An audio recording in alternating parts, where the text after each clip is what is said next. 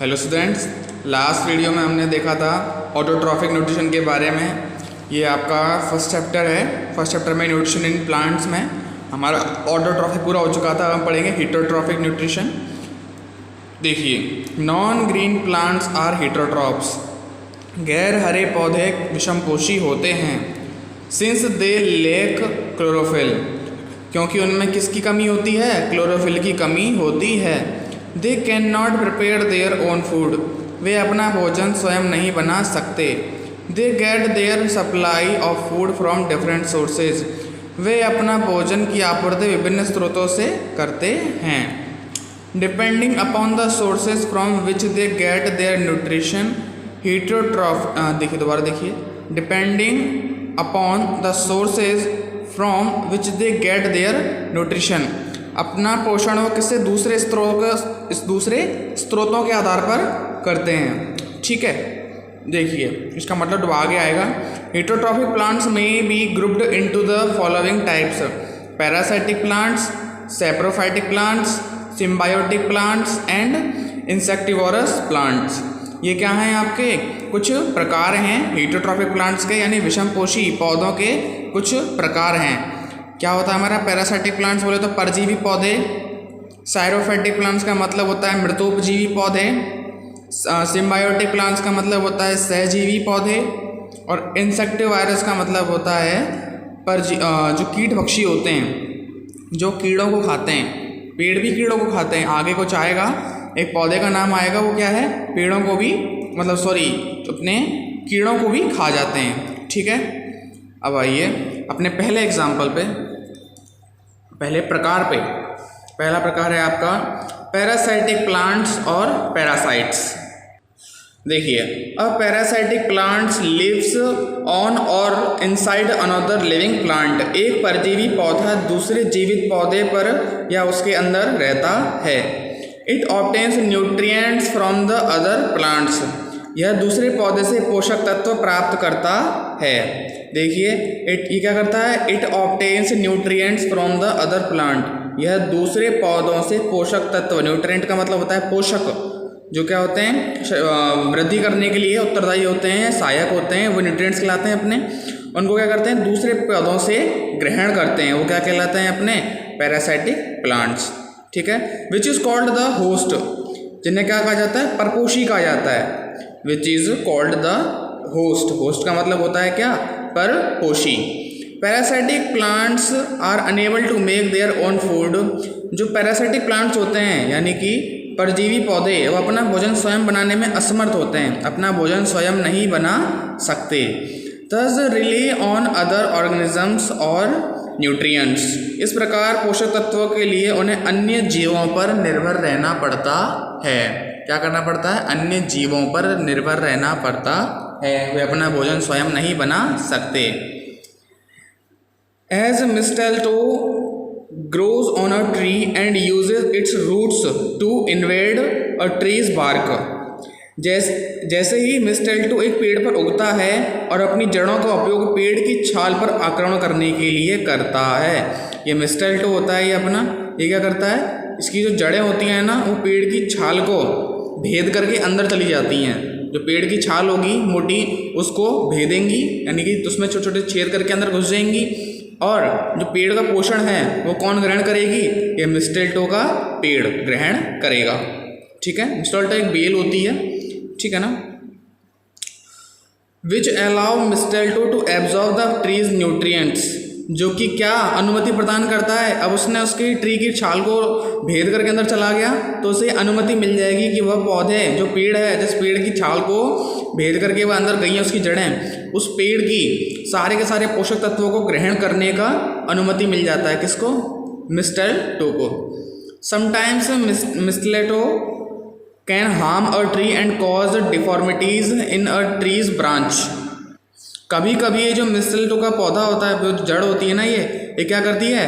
ये पेड़ को बहुत ज़्यादा क्षति पहुंचाती है, और उसकी जो टहनियाँ या फिर जो जितनी भी होती है ना, पूरे के पूरे पेड़ को विकृत कर देती हैं। विकृत बोले तो टेढ़ा मेढ़ा। अब जगह जगह से वो न्यूट्रिएंट्स को खींचेगी तो कमी तो आएगी ना पेड़ में, तो क्या हो जाएगा? विकृत हो जाएगा। But usually it doesn't kill it's host, लेकिन आमतौर पर यह अपने मेज़बान को नहीं मारता। यदि मेज़बान मर जाता है, मेज़बान बोले तो होस्ट, जिस पेड़ पर ये रहते हैं ना उस पेड़ को ही होस्ट कहा जाता है, यानी कि वही तो उन्हें पोषण दे रहा है, इसलिए ये उस पेड़ को या फिर उस होस्ट को नहीं मारते। इफ़ द होस्ट डाइज, अगर मेज़बान ही मर जाएगा, द मिस्टेल्टो डाइज, तो जो मिस्टेल्टो की जो बेल है या फिर जो पौध है वो भी मर जाएगा। ठीक है, इसे पोषण भी तो उसी पेड़ से मिल रहा है ना, तो ये उसको मार करके इसे तो फ़ायदा मिलेगा नहीं, तो क्या होता है, यह उसे पूरी तरह से मारता नहीं है, बस उससे कुछ पोषक तत्वों को ग्रहण करता रहता है। Mistletoe produces its own food by photosynthesis. ठीक है, मिस्टेल्टो प्रकाश संश्लेषण द्वारा भोजन स्वयं बनाता है। देखिए, दोबारा देखिए इस लाइन को, mistletoe produces its own food by photosynthesis. Mistletoe प्रकाश संश्लेषण द्वारा अपना भोजन स्वयं बनाता है, and is able to live on its own. हाँ, एक मिनट रुकिए। और यह अपने तौर पर जीवित रहने के लिए सक्षम है, यानी कि अगर ये किसी और पौधे पेड़ को अपना होस्ट ना बनाए फिर भी ये अपना भोजन स्वयं बना सकता है और खा सकता है, लेकिन ये क्या करता है, नहीं करता। Although it is mostly found in trees, लेकिन फिर भी ये कहाँ ज़्यादातर कहाँ पाया जाता है, पेड़ों में ही पाया जाता है। It is common for mistletoe plants to grow on top of other mistletoe plants. ठीक है, एक मिस्टेल्टो पौधे के लिए दूसरे मिस्टेल्टो पौधे के शीर्ष पर उगना आम बात है। ये इस तरीके से भी कर लेते हैं कि एक पौधे पर दूसरा पौधा उग जाता है, यानी कि एक मिस्टेल्टो का पौधा उग गया ना, तो उसके ऊपर अगर मिस्टेल्टो की दूसरी मैं पौधा डाल दूं तो वो उस पौधे को भी अपना घर बना लेगा। समझ में आया? जैसे कि पहले तो मेरा नीम का पेड़ था, नीम के पेड़ पे मैंने मिस्टेल्टो का पौधा लगा दिया, पौधा डाल दिया, तो उसने नीम के पेड़ को क्या बना लिया, अपना होस्ट बना लिया ना। वैसे ही अगर मैं मिस्टेल्टो के पौधे पर ही मिस्टेल्टो का पौधा डाल दूं तो ये उसको भी अपना होस्ट बना लेता है, ये इसके लिए आम बात होती है। ठीक है, द डोडर और cuscuta has no leaves. Dodder and cuscuta एक पौधे होते हैं जिनकी क्या होती है, पत्तियां नहीं होती हैं। एंड हिंदी में इनका यही ना, हिंदी में इनको कोई नाम नहीं होता, इनको डोडर एंड कैस्कटा ही बोलते हैं। And it only has roots in the very beginning of its life, और इसकी जड़ें केवल अपने जीवन की शुरुआत में होती हैं। ठीक है, these plants grows from seeds and sprouts from the ground like any other plant. यह पौधा बीज से उगता है और किसी भी अन्य पौध की तरह जमीन से अंकुरित होता है, लाइक अ स्प्राउट। ओके, स्प्राउट बोले तो अंकुरित होता है। It immediately reaches it's stem. It immediately reaches it's stem, यह जल्दी से कहाँ पहुँचता है, किसी पौधे के तने तक पहुँचता है। Looking for a host plant to latch on to, एक मेज़बान पौधे की तलाश में रहता है। The dodder seeding can survive for about 10 days। Dodder अंकुर लगभग 10 दिनों तक जीवित रह सकता है। If it doesn't attach to a host plant in this time it dies. यदि इस समय में एक मेजबान संयंत्र से यह नहीं जुड़ता तो यह मर जाता है। ठीक है, होस्ट प्लांट का मतलब होता है अपना मेज़बान पौधा। यदि यह 10 दिन के भीतर मेज़बान पौधे के संपर्क में नहीं आता है तो यह क्या हो जाता है, मर जाता है। लेकिन 10 दिन तक तो जिंदा रह सकता है, लेकिन 10 दिन के बाद यह अपने आप मर जाएगा। Once the dodder seedling find a host plant. जब डोडर अंकुर एक मेज़बान पौधा मिल जाता है, जब एक डोडर अंकुर को एक मेज़बान पौधा मिल जाता है, it quickly ट्वाइंस in self around the plants stem, तो यह जल्दी से पौधे के तने के चारों ओर जुड़ जाता है। डोडर ऑलवेज ट्विंस इन अ काउंटर क्लॉकवाइज डायरेक्शन। डोडर हमेशा वामावर्त दिशा में सुतली करता है, यानी कि जो घुमाव कुंडली सी मारता है ना, तो किस तरफ मारता है, बाईं दिशा से स्टार्ट करता है, यानी कि घड़ी की दिशा की तरफ। ठीक है, क्लॉकवाइज, यानी कि घड़ी की सुई जिस दिशा में घूमती है ना, उसी दिशा में घूम करके ये क्या करता है, कुंडली मारता है तने पर। Next dodder loses its connection to the ground, it now totally depends upon its host. इसके बाद डोडर जमीन से अपना संबंध खो देता है। यह अब पूरी तरह से इसके मेजबान पर निर्भर है। यानी कि पहले तो कहाँ होता है, ज़मीन पर, लेकिन जैसे ये ज़मीन को छोड़ देता है तो इसका सारा पोषण या न्यूट्रिएंट्स का जो भार है वो किसके ऊपर होता है, इसके मेजबान पौधे के ऊपर। ठीक है, तो डोडर और कैस्केटा के बारे में समझ में आया। देखिए, सेप्रोफाइटिक प्लांट्स और सेप्रोफाइट्स, मृतोपजीवी पौधे या मृतोपजीवी। Those plants which grows and live on dead and decaying organic matter of animals and plants are called saprophytic plants. वे पौधे जो जंतुओं और पौधों के मृत और क्षयकारी कार्बनिक पदार्थों पर उगते हैं और जीवित रहते हैं, क्या कहलाते हैं, मृतोपजीवी पौधे कहलाते हैं। देखिए, वे पौधे जो अन्य मृत तथा क्षयकारी कार्बनिक पदार्थों पर उगते हैं और जीवित रहते हैं वो क्या कहलाते हैं, सेप्रोफाइटिक प्लांट्स, बोले तो मृतजीवी पौधे कहलाते हैं। Many bacteria and fungi have these mode of nutrition. कई बैक्टीरिया और कवक में पोषण का यह तरीका होता है। They do not contain pigment named chlorophyll. उनके भीतर क्या नहीं होता, ये वर्णक नहीं होता क्लोरोफिल नाम का। So can not obtain their nutrition from photosynthesis, जिसके कारण वे अपना पोषण प्राप्त नहीं कर सकते प्रकाश संश्लेषण विधि द्वारा। ये पौधे अपना भोजन बना तो लेते अगर इनके अंदर क्या होता, क्लोरोफिल होता, लेकिन इन पौधों में ये जो वर्णक होता है अपना हरित लवक या फिर कहते हैं इसको क्लोरोफिल, अगर क्लोरोफिल नहीं है तो क्या होगा, ये अपना भोजन स्वयं नहीं बना सकते। इसके लिए इन्हें दूसरे मृतोपजीवी यानी कि मृत जीव जंतुओं या फिर मृत पेड़ पौधों के कार्बनिक पदार्थों के ऊपर निर्भर रहना पड़ेगा। ये देखिए आपके दो ये कुछ दे रखे हैं आपके, जैसे फंगी हो गया और बैक्टीरियल। देखिए ये तो आपका हो गया इंडियन पाइप और बर्ड नेस्ट ऑर्चिड, ये मशरूम्स हो गए। मशरूम्स जो होता है ना, ये भी फंगी का रूप होता है एक तरीके से। ठीक है, ये कहाँ होता है, सड़ी गली पत्तियों या फिर जड़ों में से उगता है ये क्या, मशरूम। ठीक है, देखिए अब हम इसके नाम का मतलब जान देते हैं। Sapros is equal to rotting and phyton is equal to plant. Sapros का मतलब होता है सड़न और फाइटोन का मतलब होता है पौधा। ठीक है, यानी कि सड़े हुए पौधे। They contain enzymes which break down the complex compound into simpler ones. इनमें एंजाइम होते हैं जो जटिल यौगिकों को सरल यौगिकों में तोड़ देते हैं। ठीक है, The simpler forms can be easily absorbed by these plants. ठीक है, और जो सरल रूपों को इन पौधों द्वारा आसानी से अवशोषित किया जा सकता है। उदाहरण के लिए Indian pipe, bird nest orchid, coral roots, mushroom. उदाहरण के लिए भारतीय पाइप, बर्ड नेस्ट ऑर्किड, मूंगा जड़ें और क्या होता है, मशरूम। ये सब क्या हो गए, आपके उदाहरण हो गए। ठीक है, ये हमारा कहना क्या चाहता है कि ये जो पौधे होते हैं ना, ये कॉम्प्लेक्स यानी कि जटिल जो कण होते हैं, उन जटिल कणों को तोड़कर उन्हें सरल कणों में यानी कि छोटे छोटे कणों में तोड़ देता है, जिन्हें कि क्या ग्रहण कर लेते हैं, ये ग्रहण कर लेते हैं और उनका पोषक यानी कि भोजन प्राप्त हो जाता है। ठीक है, अब आएंगे हम अपने तीसरे टॉपिक पे। तीसरा है अपना सिम्बायोटिक प्लांट्स। ओके, देखिए, there are certain plants which live with the other plants type and share their resources.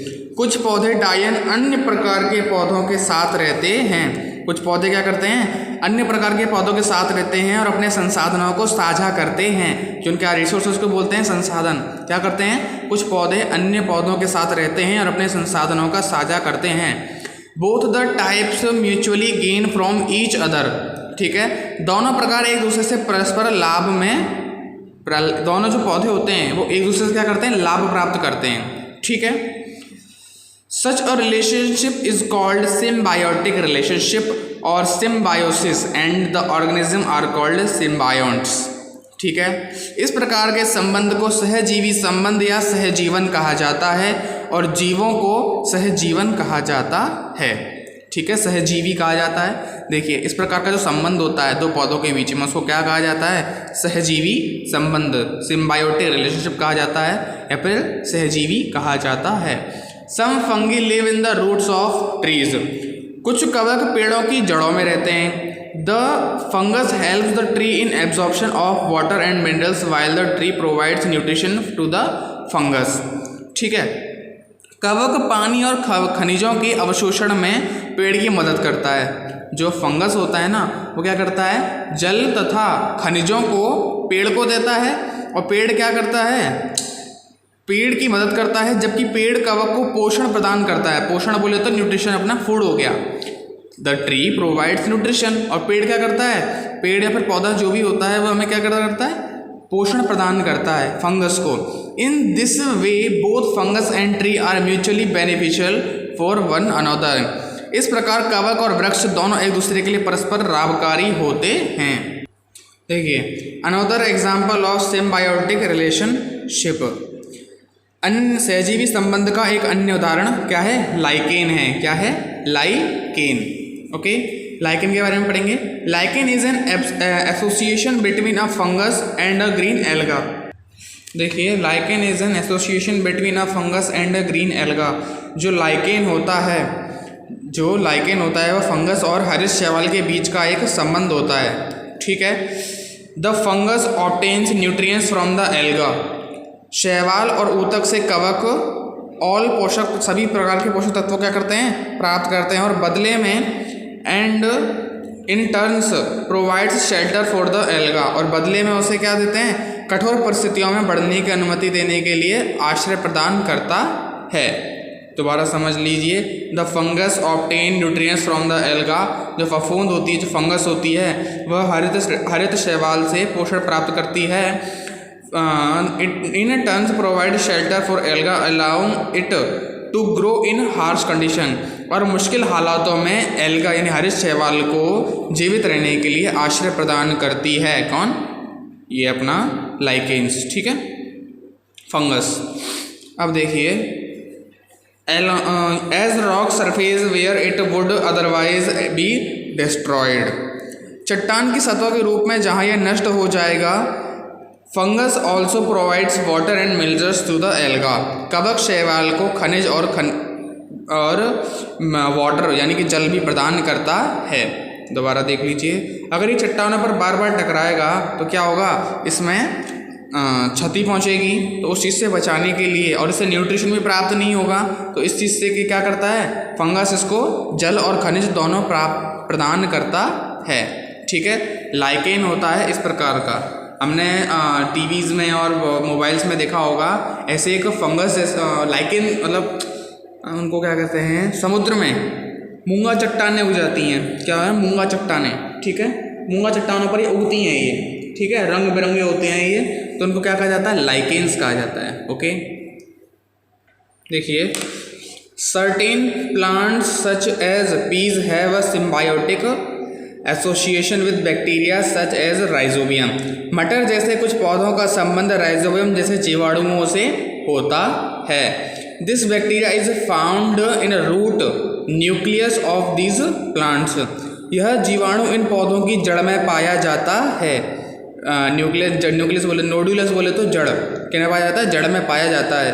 Rhizobium converts atmospheric nitrogen in plants usable forms.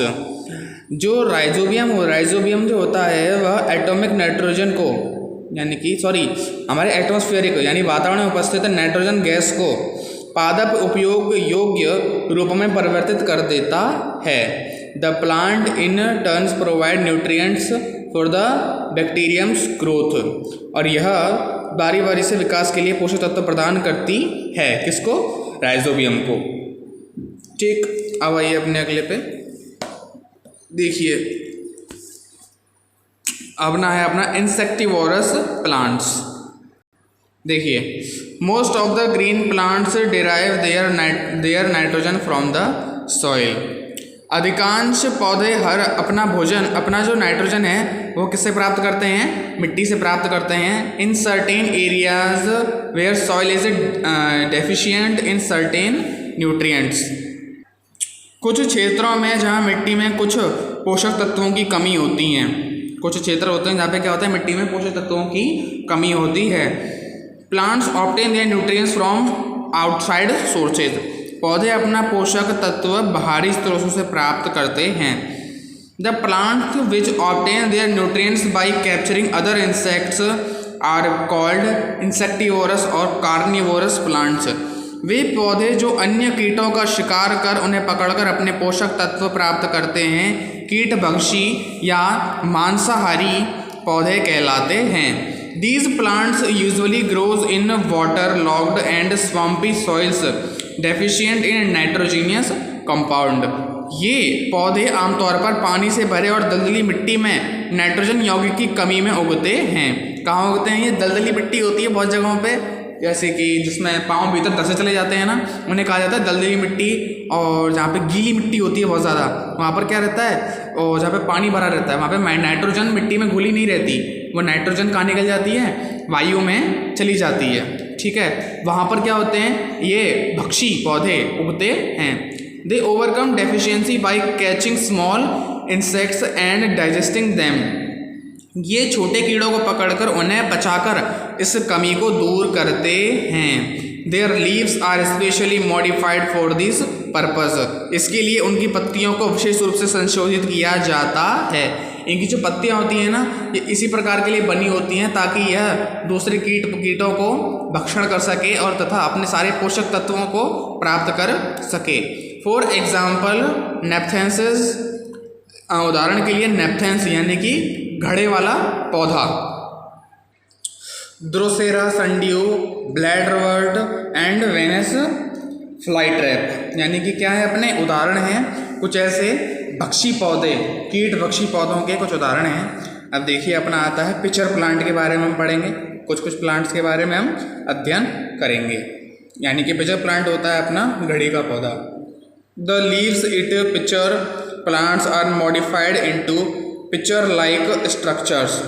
घड़े के पौधों की पत्तियों को घड़े जैसी संरचनाओं में बदल दिया जाता है या फिर बदली हुई होती हैं। जो पिचर प्लांट होता है उसका हिंदी में नाम ही क्या होता है, घड़े का पौधा। इसकी पत्तियां किस प्रकार की होती हैं, घड़े के जैसी। आप यहाँ पे देख सकते हैं, ये क्या है अपना पिचर। ठीक है, देखिए a part of the leaf also forms the lid of the pitcher. पत्ती का एक भाग घड़े का ढक्कन भी बनता है। ये देखिए अपना जो होता है लिड, यानी कि क्या होता है, ढक्कन का कार्य भी करता है घड़े का। ठीक है, the pitcher has a number of hair directed downwards. घड़े में नीचे की ओर कई बाल होते हैं। घड़े में नीचे की ओर क्या होते हैं, बहुत सारे बाल होते हैं। When an insect sits on the pitcher, the lid get closed। जैसे ही कोई भी कीड़ा पिचर के भीतरी यानी घड़े के भीतर आके बैठता है तो जो लिड होती है वो क्या हो जाती है, नीचे झुक जाती है और ढक्कन बंद हो जाता है। The lid gets closed and the insect get entangled into the hair। और जैसे ही वह ढक्कन बंद होता है तो जो कीड़े होते हैं वह उसके बालों में क्या हो जाते हैं, फंस के रह जाते हैं। The insects is then digested by the digestive juices secreted by the pitcher। और उसके बाद में जो अपना घड़े का पौधा होता है वह किसका वो करता है, श्रावण करता है, स्रावित करता है पाचक रसों का। पाचक रस बोले तो डाइजेस्टिव जूसेस। डाइजेस्टिव जूसेस क्या करते हैं, उस भोजन को पचाने का कार्य करते हैं। यह इस पिक्चर के भीतर ही होता है सारा काम। ठीक है, इसी का ढक्कन खुला हुआ था, इसके अंदर कोई कीड़ा आके बैठा, लीड बंद हुई। लीड बंद होते ही जो अपना कीड़ा था उसने फड़फड़ाना चालू किया। जैसे ही वो ज़्यादा गति करेगा तो वह बालों में उलझता जाएगा। जैसे ही वो बालों में उलझ जाएगा तो इस प्रकार से उलझ जाता है कि वो बाहर नहीं निकल पाता। फिर जो पाचक रस होते हैं वह पाचक रस से क्या करते हैं, गलाना शुरू कर देते हैं तथा उसमें से सारे न्यूट्रिशन को प्राप्त कर लेते हैं। ठीक है, ये तो हो गया आपका पिचर प्लांट। पिचर प्लांट कुछ इस प्रकार का होता है, देखिए इस प्रकार से। ये आपकी लिड होती है, आपका स्पोर होता है। स्पोर का मतलब होता है खोलने और बंद करने का कार्य करने वाली नली। ठीक है, ये होता है आपका पूरा का पूरा घड़ा जैसा। ठीक है, जो भी कोई कीड़ा जब इसके अंदर आता है तो ये लिड बंद हो जाती है और इसके भीतर क्या होते हैं, बहुत सारे बाल रूपी संरचनाएं होती हैं जिनसे वह कीड़ा उलझकर रह जाता है और अंदर ही फंसा रह जाता है। और इधर ही भीतर से क्या होता है, कुछ डाइजेस्टिव सीक्रेट्स का, एंजाइम्स का सिक्रेशन होता है। क्या होता है, सिक्रेशन बोले तो श्रावण होता है, जिससे कि वह भोजन पच जाता है। अब देखिए आते हैं अपने सेकंड पे, sundew plant. These plants employs sticky mucus to trap its prey. यह पौधा अपने शिकार को फंसाने के लिए चिपचिपा बलगम लगाता है। क्या लगाता है, चिपचिपा सा बलगम। ये चिपचिपा सा पदार्थ जो होता है ना, ये इसका बलगम होता है। ठीक है, अपने पूरे बॉडी पे। the leaves of plants this the leaves of this plants contain dense covering of gland hairs which secret sticky mucus. इस पौधे की पत्तियों की ग्रंथियों के रोम में एक घना आवरण होता है जो एक चिपचिपा बलगम स्रावित करता है। ठीक है, इस पिक्चर में तो भीतर से ही निकलता था हमारा डाइजेस्टिव जूस। इसके अंदर क्या होता है, पत्तियों में ही ऐसी है ना रंध्रिकाएँ होती हैं, ग्रंथियाँ होती हैं जो किसका सिक्रेशन करती हैं, एक चिपचिपे बलगम का सिक्रेशन करती हैं। This mucus contains the juices that digest the trapped insects.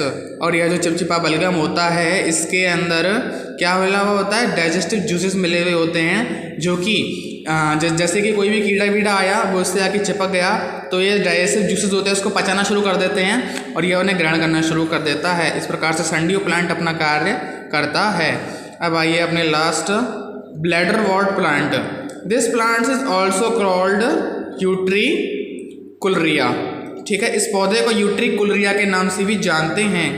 This plants contains many insectivorous sacs. इसके अंदर क्या होती हैं, बहुत थैलियाँ होती हैं। ये क्या होती हैं, देखो यह जो इंसेक्टो जो अपना था अपना लास्ट, देखिए ब्लैडर वॉर्ट प्लांट, इनके अंदर क्या होती है, बहुत सारी थैलियाँ होती हैं। Each sac is controlled by a valve which opens to take in water rich in protozoa. प्रत्येक थैली को एक वाल्व द्वारा नियंत्रित किया जाता है जो प्रोटोजोआ पानी के पिस्सू और कीट लार्वा से भरपूर पानी लेने के लिए खुलता है। देखिए दोबारा, each sac is controlled by a valve which opens to take in water rich in protozoa water fleas and insect larvas. प्रत्येक थैली को एक वाल्व द्वारा नियंत्रित किया जाता है जो प्रोटोजोआ पानी के पिस्सू यानी कि पानी के छोटे छोटे कण होते हैं ना उनको, और कीट लार्वा से भरपूर पानी के लेने के लिए खुलता है। The sac then expels the water and uses its absorption here to digest the organisms. ठीक है, थैली तब पानी को बाहर निकाल देती है और जीवों को पचाने के लिए अपने अवशोषण बालों का उपयोग करती है। ठीक है, ये आपका हो गया हेटरोट्रॉफिक मोड्स का टॉपिक कंप्लीट। अब आइए अपने लास्ट टॉपिक पे, how nutrients are replenished in the soil. देखिए, plants absorbs nutrients from the soil. पौधे मिट्टी से पोषक तत्वों को अवशोषित करते हैं। The amount of nutrients in the soil goes in decreasing. इसलिए मिट्टी में पोषक तत्वों की मात्रा में क्या हो जाती है, कमी हो जाती है। In a forest these nutrients get naturally replenished. देखिए दोबारा देख लीजिए लाइन को, in a forest these nutrients get naturally replenished by decaying of dead plants and animals. ठीक है, इस लाइन का अर्थ देखिए, एक जंगल में इन पोषक तत्वों की पूर्ति मृत पौधों और जानवरों के सड़ने से पूरी हो जाती है। जंगल में जो पौधे होते हैं, जंगल में जो अपने मृत पेड़ पौधे होते हैं, जीव जंतु होते हैं, वो मिट्टी में ही सड़ के गल जाते हैं और मिट्टी में क्या कर देते हैं, वो न्यूट्रिएंट्स को घोल देते हैं जिससे इनकी न्यूट्रिएंट्स की कमी पूरी हो जाती है। However on a farm these nutrients have to be added to the soil in form of manure and fertiliser. ठीक है, हालांकि एक रूप में इन पोषक तत्वों को खाद और उर्वरकों के रूप में मिट्टी में मिलाना पड़ता है। If crops plants are grown year after year the soil will become poorer in such nutrients. अगर किसी खेत की जगह पर यानी फसल में हर साल लगातार फसलें उगाते जाएं तो मिट्टी की जो दशा हो जाती है वो कैसी होती है, दयनीय हो जाती है। उसके अंदर न्यूट्रिएंट्स की कमी आ जाती है। क्या जाती है, becomes poorer in such nutrients बोले तो अपने पोषक तत्वों की कमी आ जाती है। Nitrogen, phosphorus, potassium, magnesium, calcium are the major nutrients. Nitrogen, phosphorus, potassium, magnesium, calcium हमारे प्रमुख पोषक तत्व हैं। ठीक है, in addition to these plants also need iron, copper, manganese and zinc etcetera.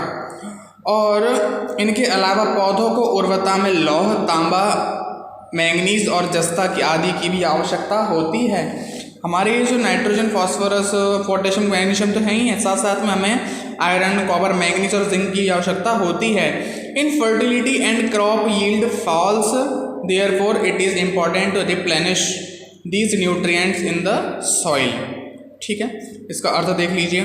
इसलिए मिट्टी में इन पोषक तत्वों की भरपाई जरूरी है, इसीलिए इन सब की क्या होती है, भरपाई करनी ज़रूरी होती है मिट्टी में, क्योंकि साल दर साल अगर हम year by year after year हम क्या करेंगे, फसल उगाते जाएंगे तो फसल की उर्वरता में कमी आ जाएगी। उर्वरता बोले तो फर्टिलिटी, जो हमारे न्यूट्रिएंट्स होते हैं उनमें कमी आ जाएगी, फसल कैसी होगी, ज़्यादा अच्छी नहीं होगी। इसलिए इनके लिए हमें क्या करना चाहिए, मिट्टी में इन सभी न्यूट्रिएंट्स की मात्रा को सही रखना चाहिए। This is done by one और मोर द फॉलोइंग मेथड्स। यह निम्न प्रकार के एक या अधिक विधि द्वारा किया जा सकता है इस कमी को। By using manure, by using fertiliser, by crop rotation method. ये मैन्योर का मतलब होता है खाद के रूप में, फर्टिलाइजर का मतलब होता है उर्वरक के रूप में, और बाई क्रॉप रोटेशन मेथड यानी कि फसल दर फसल बदल बदल के हम क्या कर सकते हैं, मिट्टी की उर्वरता को बनाए रख सकते हैं। देखिए, usually plants require a lot of nitrogen to make proteins. आमतौर पर पौधों को प्रोटीन बनाने के लिए बहुत अधिक नाइट्रोजन की आवश्यकता होती है। Nitrogen in the soil can be replenished by using. मिट्टी में नाइट्रोजन की पूर्ति किसके द्वारा निम्न प्रकार से प्राप्त की जा सकती है, मैन्योर और spent slurry from the biogas plant. Biogas संयंत्र से खाद या खर्च किया गया जो घोल होता है उसको लेकर के हम मिट्टी में डाल देंगे तो क्या होगा, उसमें से नाइट्रोजन गैस का वो होगा, सिक्रेशन होगा और मिट्टी में नाइट्रोजन गैस की कमी पूरी हो जाएगी। Nitrogenous fertiliser such as urea, ammonium nitrate, ammonium sulphate डाल करके, ये हमारे क्या होता है, नाइट्रोजन उर्वरक जैसे कि यूरिया हो गया, अमोनियम नाइट्रेट हो गया, अमोनियम सल्फेट हो गया, इन सभी को मिट्टी में मिला करके। By crop rotation method, the practice of sowing a cereal crop alternately to a leguminous crop. फसल चक्र विधि द्वारा यानी कि दलहनी फसल के बदले अनाज की फसलें, पहले तो दाल की फसलें उगा लो, फिर अपनी अनाज की फसलें उगा लो, फिर दाल की, फिर अनाज की, फिर दाल की, फिर अनाज की, इसे क्या कहते हैं, फसल चक्र कहते हैं, यानी कि बारी बारी बोने की प्रथा। ठीक है, gram, peas, moong, beans etcetera are leguminous. ये जो हमारे क्या होते हैं, चना, मटर, मूंग, बीन्स आदि क्या होती हैं, फलियां होती हैं। The roots of these crop have nodules on them. इन फसलों की जड़ों में गांठें पड़ जाती हैं, क्या होती हैं, नोडुलस बोले तो गांठें पड़ जाती हैं, on them. These nodules have symbiotic bacteria.